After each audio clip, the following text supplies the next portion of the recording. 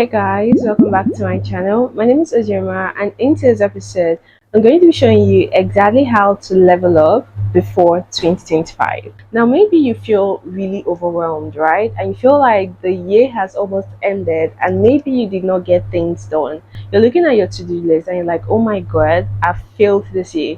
No, you haven't. All you actually need to change your life is just 5 weeks. Yes, I said it. Just 5 weeks. Within the next 5 weeks, you're going to go into a routine that is definitely going to help you not just end the year super strong, but also set yourself up for a really productive new year. But that's only if you start now. And it's also okay if maybe you feel like you've worked really hard and you're super exhausted from all the work you had to do throughout the year and you need a break or you need to rest. That's completely fine. Because I personally even had to go on a complete 1 week break where I did nothing but eat and watch movies, which are basically heaven for me. And that's completely okay if you feel like you need a break. But if you feel like you definitely need to do more in order to be able to reach your goals and end the year super strong, then this video is definitely for you. So stay tuned while we get right into it. So the first step I'm definitely going to mention is for you to define your dream identity. Personally, for me, I am very big on setting goals, having a plan, knowing what you want and going after it. And the thing is that unless you actually know where you're headed to, you're definitely going to waste a whole lot of time going in cycles, doing the wrong things, thinking you're doing the right thing. When it comes to defining what your dream identity is, I don't just want you to go ahead and just create a clear mental picture of who you want to become. It has two sides to this actually. I want you to go ahead and like create not just a mental picture of who you want to become, but also a mental picture of who you currently are that is preventing you from becoming your higher self. So at this point, basically, I'm going to advise you to get like a piece of paper, your journal. I'll definitely recommend get like a journal, something you can always reference back to so that you don't like misplace it. Or you can even open your notes app. So first of all, I want you to put like a heading, characteristics of my dream self. Now, in this section, I want you to go ahead and fill it up. Maybe your dream self is emotionally intelligent. The idea here is for you to identify the characteristics of who you want to become. Then after that, I want you to make a second title where you're going to write changes in my current self. Now, in this particular section, I want you to go ahead and make a list of all the things or all the characteristics you currently possess that prevent you from being your highest self. Maybe it's the fact that you do not know how to set healthy boundaries, or that you're constantly rushing through life and living your life on autopilot mode, that you end up looking so scruffy and messy and you never have enough time to plan out your outfits. We all know that life is not like a straightforward path. So if you're only envisioning how good things will be in your future and you're ignoring how bad it might actually get as the journey begins, there is a flaw with that plan. Because when you're hit with obstacles, when the journey is not necessarily a bed of roses, will you then quit on yourself? Will you then give up on yourself? Now, having a clear picture of both the positives and the negatives actually gives you an opportunity to know what to expect and to probably figure out possible solutions on how to tackle those problems when they actually arise. To rearrange your living space. Now, this is something I definitely recommend and something I practice most often because rearranging your living space always has this way of helping you reprogram your mind. For every single time that I'm trying to like change something about me, whether it is maybe my mindset or working towards a particular project, right? Or just probably I just feel like I need a fresh perspective. Two things always happens. It's either I change my environment, maybe go visit a friend and stay at their place for like a couple of days, or go visit a relative, or just move out of town. Either I do that or I go ahead to rearrange my living space. Now, when I'm talking about rearranging my living space, it doesn't necessarily have to be something very drastic and huge. It could be something as little as maybe my room is now unkept. I'll put in more effort to put everything back in order. Or maybe I could go ahead to like move the furniture a little bit, you know. Little effort like this in my living space actually helps change my perspective. And most importantly, the process of actually carrying that out helps me gain clarity and mindfulness. And when all that process is done, it actually gives your mind this perspective of you're actually driving through change. I don't know if that happens to everyone. For every single time I rearrange and move around my furniture, when I walk into my room, if I'm going through like a phase in that season, maybe I'm going through like heartbreak or just some negative emotions, coming into my room and having that fresh perspective in my visuals actually makes me feel like I've got this, actually makes me feel like that season, that negative season is over and this is like a new phase I get to embark on. Another tip I'm also going to mention is for you to design an effective plan. No two-person is the same, right? And you do not want to like copy word for word what works for one person, because what works for one person will definitely not work for you. I've had that experience a lot. So when it comes to designing an effective plan, the first thing you want to put in mind is your long-term goal. So basically, yes, and then you are still going to consider your long-term goals, right? You probably have long-term goals, or maybe you don't have. But if you already have a long-term goal, maybe your long-term goal is to start a YouTube channel and grow the YouTube channel, or maybe it's to like start a business or apply for jobs, right? That is your long-term goal. Now, the problem with us when we're actually setting our plans is that we usually mistake the long-term goals for short-term goals. Now, let me explain. Let's say your long-term goal is to get a job. You then get to break it down into short-term goals of weekly and daily goals. In the weekly goals, you get to apply to at least 20 companies every week.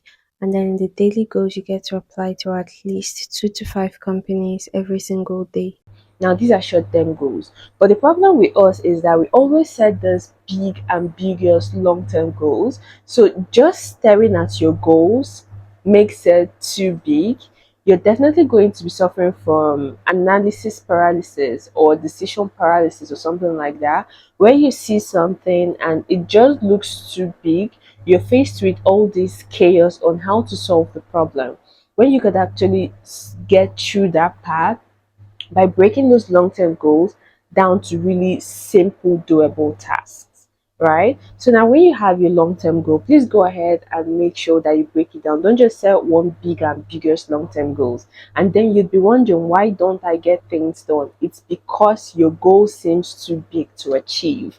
Break down your goals. Then also one other important thing is for you to set a deadline, because I've come to realize that there is no better motivation than a deadline. For every single time that I find myself procrastinating or struggling with trying to get a certain task done, I try to set a deadline for myself. Because what a deadline does is that it fuels you with that motivation, it fuels you with that passion and clarity that you need to get a task done. Right? So what you want to do is set a deadline. If you find yourself procrastinating with something, go ahead and set a deadline for yourself. Maybe you keep telling yourself, I'm going to apply for a job, I'm going to apply for a job. Tell yourself, you know what? Before today ends, I'm going to send my CV to at least one company. Just set a deadline for yourself, and you'd be amazed at the kind of motivation that comes with it. And that's it that also I want to mention when it comes to designing an effective plan is for you to set time blocks and most importantly for you to write it down. Now, if you don't write down your goals, if you don't write down your plans, you're definitely going to forget it. That's why I always have like daily to-do list, because I know that if I don't write it down, I will definitely forget it. Life happens to most of us, to all of us, right? I wake up in the morning and in my mind I'm like, this is how my day is going to go. And then the universe pushes that aside. You know, it happens to the best of us. Now, if you don't write it down, you're going to get carried away with your life experiences. I could wake up in the morning and be like, okay, you know what? Today I'm going to read 5 pages of a book. Today I'm going to edit 5 videos. But then the moment I wake up, either maybe I'm faced with chores or maybe something else randomly just pops up in your day and you have no choice than to disregard your plans and your goals and go after that thing. But writing it down helps you set priorities, right? So that when life happens, you then have to choose what's important and what can wait. That's the importance of writing things down. especially your goals. And also, I'm going to say set time blocks, because most times we get carried away.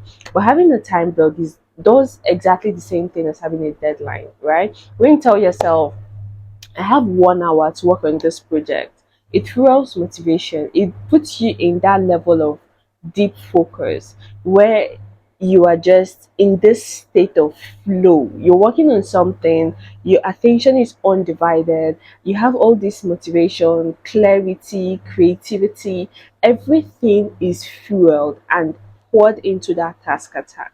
But if you don't set a deadline, if you don't put time blocks, you're going to either keep procrastinating or you're easily going to get distracted while you're working on that given task.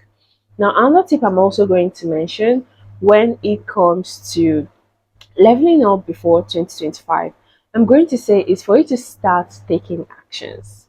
Now, sometimes the reason why we do not get things done, why we do not do the things we say we are going to do, is basically because we did not start. Maybe if you actually start, maybe you would actually finish. Have you ever thought about it that way? Maybe if you actually started writing that book, by now you would have written a book. Maybe if you actually took that lesson on how to swim, maybe by now you'd be a professional swimmer. Maybe if you actually decided to start a business, maybe by now you'd have either gained a vast knowledge on being an entrepreneur and a business owner, or even maybe 10x to your income. So, the reason why we do not get things done is basically because we don't even start it in the first place. So, stop waiting for the perfect time. And I know it can be really scary doing things that we are not sure of, putting ourselves out there, getting out of our comfort zone. That can be really scary, but you definitely want to do it, because how else are you going to grow? Hmm? You're not. Okay? So please just start, regardless of how scared you are, just do it anyways. As a matter of fact, actions fuel confidence and confidence fuel action. So now what you want to do is actually push yourself, even if you don't have the confidence to do that thing. Go ahead and do regardless of how you feel. And the more you do that thing, it's going to fuel your confidence to keep doing that thing. But if you're waiting for the perfect time, spoiler alert, there is no such thing as a perfect time. Just time and what you do with it. So, are you going to keep doing the same thing over and over again, year in, year out? Trust me, you're definitely going to keep getting the same results. That's basically why you're where you are right now. So, go ahead and do that thing regardless of how you feel. And you'd be surprised the amount of confidence and wisdom and exposure and blessings that could actually come from it. Now, another thing I'm also going to say when it comes to start taking action is for you to understand the importance of speed. Now, this might actually sound cruel, but you need to understand that speed is important to success. There is someone less opportune than you are that is out there fighting for the same thing that you want. Like, we are all in this pool of life, right? It's as if everybody wants the same thing in different ways. I might want to be a content creator, and there are like billions and thousands of people out there that also want the same thing. I might want to be a chef, and there are billions and thousands of people out there that also want the same thing. And the crazy thing now is that you think you're putting in your 100%, there is someone out there that is putting in sweat and blood. They are literally putting in 1,000%. And here you are putting in 50% and you feel entitled to live the life of your dreams. That's why they're called 1%. Because they are willing to do the things that others don't even have the willpower to do. So speed is really important, because the more you keep giving excuses for your life, and telling yourself, oh, I still have time. Oh, I can still sleep in a little bit longer. Oh, I can make the video tomorrow. Oh, I'll start the business next day. Someone else already had the idea. Someone else had the initiative. Someone else had the audacity to go out there and implement the plans that they've actually set out for themselves. And while you're still considering it, the person is gaining knowledge. While you're still considering it, the person is 10xing their revenue. While you're still considering it, the person is becoming their higher self, and you're still here trying to decide, oh, should I do this or should I not do this? Speed is important to success. You don't have time to waste. Okay? And yes, you're going to get tired sometimes, but when you get tired, if you need a break, take a break.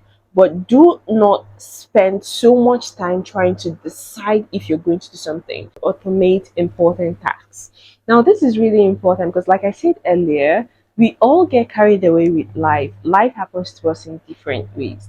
So now what you want to do is to make sure that you're maximizing the use of your time as much as possible. Automating different tasks like maybe what you get to wear throughout the week, or maybe your workout routine, or probably even what you eat. Your skincare and self-care routines. These are really important tasks, but they should not take up an ample amount of your time where you're trying to decide what to do at each given process. So what you want to do is maybe you find out that going for your workout take up an ample amount of time where you're trying to decide what to wear, which workout routine to carry out in a day. Maybe you can automate it by deciding, okay, you know what, I'm going to subscribe for a gym membership. Now, this actually gives you clarity where okay, every single day I have to go to the gym, and I have a gym instructor that has to worry about the kind of routines and workout I get to engage in.